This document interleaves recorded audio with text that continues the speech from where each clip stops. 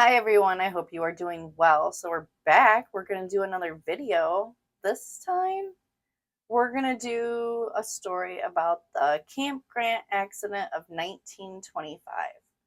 So let's get into it. Camp Grant was built in 1917, covered over 5,000 acres, including over 1,100 buildings, and at its height housed over 50,000 men.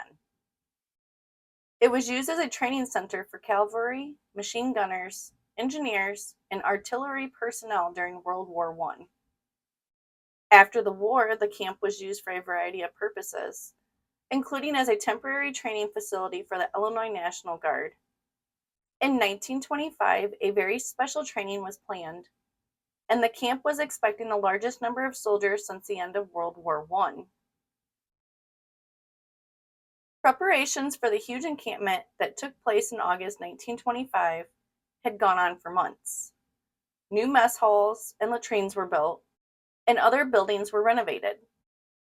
The Illinois National Guard units were expected to meet and conduct maneuvers at the camp from August 15th through August 29th. Over 8,000 men were expected at the camp during that period. City officials and the National Guard were expecting big crowds for these practices. They had prepared for 10,000 visitors from all over northern Illinois. There was a variety of military maneuvers planned for the special training, including chemical warfare and artillery, including howitzers and machine guns. All did not go according to plan. On Sunday, August 24th, 1925, the training was to include a chemical warfare demonstration in the afternoon. Hundreds of cars containing civilians lined the field to watch the demonstration of simulated battle maneuvers. The gunners were laying down a smokescreen for the line of infantry when a volley of gas smoke grenades exploded and came down in the midst of the spectators' cars. One of the bombs exploded right on top of a car owned by Gary Flanders. The bomb tore its way down through the car roof and exploded directly onto Flanders and the other people in the car. The smoke from the grenade was so thick that even cars around the Flanders car were engulfed. The horrific scene was made worse by the sound of the children crying and screaming. Flanders exited his car and went running through the smoke with his clothing on fire. A soldier grabbed Flanders and threw him to the ground. The soldier rolled Flanders around till the flames were extinguished. Another bomb hit the running board of John Anderson's car where his wife and 3 children sat. E.C. Hayes and his 5-year-old son were injured when the boy's clothes caught on fire. E.C. ran to safety and then tore the child's clothes off. Unfortunately, the child suffered severe burns on his head, and his father's hands and arms were burned. Camp ambulances rushed the injured to the camp hospital. Over 17 people were injured from the grenades, mostly children. Over 5,000 people were watching the military maneuvers on Sunday, and Major General Milton J. Foreman, commander of the 33rd Division, promised a thorough investigation into the accident. The newspaper also mentioned that only those spectators who crossed the guard line had been injured. The war games continued the next day to an even more horrific event. The 8th Infantry Unit was demonstrating a type of cannon called a howitzer when it exploded during the battle drills. The accident occurred on the gun range below, the Camp Grant Bridge over the Rock River. There were 55 men in the unit, and 38 of them were wounded. The 8th Infantry Unit was part of the Colored National Guard Regiment.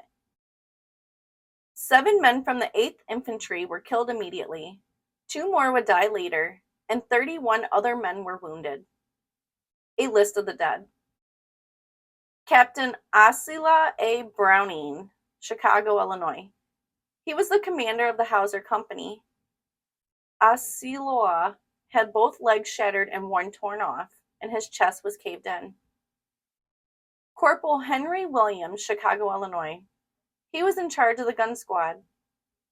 Private Delmas Campbell of Chicago, Illinois. Private Herbert Durand of Chicago, Illinois. Private Benny Anderson of Chicago, Illinois. Private Charles Wright of Chicago, Illinois, died at Swedish American Hospital at 1:30 p.m. His leg had been torn off and he had a broken arm. I have a question. If they have a camp hospital, why did they take them to Swedish American Hospital? I mean, I get it. It's, I don't know, in the central, Rockford. It's like right there downtown pretty much. But this infantry, this unit had their own camp hospital. I don't understand. I'm not understanding that anyways. I just wanted to mention that. Private Elmo Baines of Chicago, Illinois. 22-year-old, he died at the Rockford Hospital at 2:25 p.m. on the operating table. Private Todd Mosley of Chicago, Illinois. Several people were severely injured, including little Alan Williams, an 8-year-old boy who had his arm blown off. He was the nephew of Captain Browning and considered the mascot of the Hauser Company. Little Alan was the only civilian near the Hauser when it exploded. Medical units from the camp were sent immediately by Major General Milton Foreman. The injured men were brought to the camp hospital, and then the more severely wounded were delivered to the Rockford's 3 hospitals.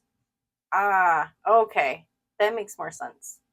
So the 3 big hospitals at that time were Swedish American, Rockford Memorial, and OSF. So that makes sense to me. Okay. They answered my question. Captain Osolia Browning was a war hero and the pride of his unit. He was a lieutenant in the 370th Infantry during World War I. He was awarded the Croix de Guerre, I don't think I pronounced that right, for bravery in action by the French government. Tragically, his wife had arrived in the camp to spend the day with her husband. She collapsed after hearing of the death of her husband and was rushed to the camp hospital. Man, they really had their hands full. Browning was born in Chicago on June 18, 1896. He graduated from Wendell Phillips High School in 1914 and went on to study chemistry at Northwestern University. He attended Arsenal Machine Gun School at Fort Sam Houston in San Antonio, Texas in 1916, and the Infantry School of Arms at Camp Logan in Houston. God, these are mouthfuls. I'm really struggling through this one, guys. Browning went to the First Corps School in France and served there with distinction during World War I. And this guy's name's going to keep popping up, and I know I'm not pronouncing it right, and I think I've said it several different ways now. Asiloa took great pride in serving in the Hauser Division. Stanley Jones, department sergeant, was delivering a truckload of shells when the explosion took place. Jones heard Captain Browning order Corporal Williams to fire the mortar. Jones was hit with a deafening blast that knocked him down. The next thing he felt was the body of one of the men killed in the blast landing on top of him. The bodies of the dead soldiers were transported to the Kavanaugh and Cannon funeral homes on South Court Street. Coroner Fred Olson did not conduct a civilian inquest, but did attend the military one. The commander of the 8th, Colonel Otis B. Duncan, arranged for a funeral service in Chicago at the 8th Armory. Witnesses described the scene, the men of the ill-fated group about him, Colonel Browning, as he explained the workings of the instrument of death he was demonstrating. The load was inserted. The men stepped back a few paces, and Captain Browning ordered Corporal Williams to prepare to fire. Corporal Williams dropped shell into the mortar. Huge chunks of metal flew through the air, tore off limbs, and penetrated skin of stomachs and chests. The screams of the dying and wounded could be heard throughout the smoke-filled battlefield. Another nephew of Captain Browning, Rush Smith, ran and walked the miles from the field to the camp to fall at the feet of Master Sergeant Leon Kornick to tell him of the tragedy. Leon swept the boy into his arms and carried him to his tent. Rush sobbed as he told the tale of his Uncle O's and the other men being blown to pieces. Later, the scene between the little boy and the newly widowed wife of Asula was heartbreaking to all who witnessed it. A witness of the scene, Private James Hasty, came close to being another victim of the bombing. A piece of metal tore through his coat sleeve and embedding in the canteen that hung at his side. The hole it ripped into the canteen was over 2 inches in diameter. A memorial service was held for the men at Camp Grant. The newspapers called it a sacred service to the memory of the victims of the worst disaster that has ever taken place in Camp Grant since its inauguration as an Army cantonment. I don't think I said that right either. Days later, a larger memorial service was held in the boxing ring of the 8th Regiment in Chicago. Captain William S. Braden spoke a moving eulogy to the men, both white and African American, who gathered to honor their fallen comrades. 35,000 people jammed the 8th Infantry Armory for the memorial service on September 1st. A unit was sent from Rockford. Buckbee Greenhouses designed a floral arrangement, and the citizens of Rockford donated money for the floral arrangement in a bucket drive. It was in the shape of a giant hawser and would be delivered to the memorial service by the African American delegation. The arrangement was 5 feet tall, and the barrel was 7 feet round, and carried a sign that stated, "Sympathy from the citizens of Rockford." It was made from red, white, and blue flowers and weighed over 250 pounds. That's like, I can't imagine flowers weighing that much. I shouldn't say costing, but weighing that much? I don't know. I'm kind of curious to see what the hell it looked like. I wonder if there's pictures. We'll see. There might be some. Major General Milton J. Foreman, commander of the 33rd Division, and Colonel Otis Duncan, commander of the 8th Infantry, also attended the services. Rockford Judge Carpenter spoke for the 100,000 people from Winnebago County who sent their respects to the family of the dead men.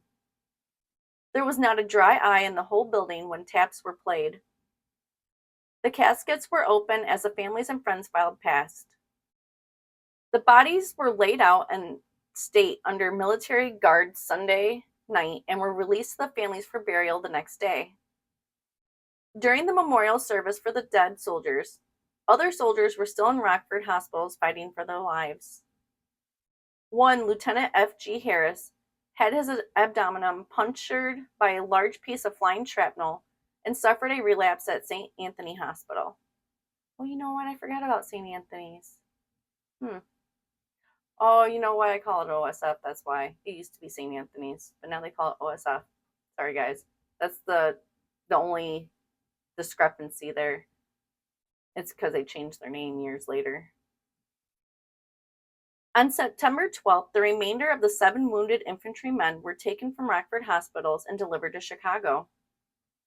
First Lieutenant H.A. Callis of the 8th Infantry Regiment Medical Detachment would accompany the soldiers back to Chicago. Fortunately, Alan Williams, the little 8-year-old mascot of the 8th, survived and returned to his school. Major General Milton J. Foreman stated in his tribute to the fallen soldiers, "Not alone on battlefields are heroes found." He emphasized the sacrifice that the 8 men made while wearing the uniforms of the Illinois National Guard. And that is the end of that story, guys. So, I actually, when I went and shot footage for chemtrails, I went to the Rockford, Chicago airport, and I just drove around because I figured maybe a plane would take off or land or something. I wasn't that lucky. So anyways, and there's no way to look up online when planes depart or when they arrive unless you book a trip. I'm not doing that. So anyways, I just drove around the airport, which is a huge circle. And I figured while I was there, I would shoot footage for this Camp Grant video because it's right by there. I come to find out that the old Camp Grant Museum that's over by the Rockford, Chicago airport, I knew they were doing remodeling, but they weren't really sure what they were going to do with the building. Apparently, somebody bought it, fixed it up, and turned it into a pet funeral home. And I wondered what had happened to the memorabilia, the artifacts that were in the museum, I wondered where they went, right? Well, they ended up going to Midway Village. So I'm gonna go shoot footage at Midway Village today, um, because that's where this story has taken me. And it's kind of funny because I was like, I wonder where I can shoot footage at. Maybe Midway. And then here, come to find out, Midway ended up with their stuff. And I'm like, this is not the first time I've had a coincidence like this, where I'm like, where can I shoot footage? And then it ends up correlating with the story somehow. There's so many coincidences, and I really need to start stating them because it's just weird how that happens. And I had no idea about this, right? So, anyways, we're at 17 minutes. I'm pretty sure I'm going to cut down some of it. I don't know how much, but I really need to cut this short. Anyways, thank you guys for watching. If you liked my video, please give me a thumbs up. If you would like to see more videos like this, please subscribe. And as always, I appreciate you guys so much for watching, and I'll see you in the next one. Have a great day. Bye.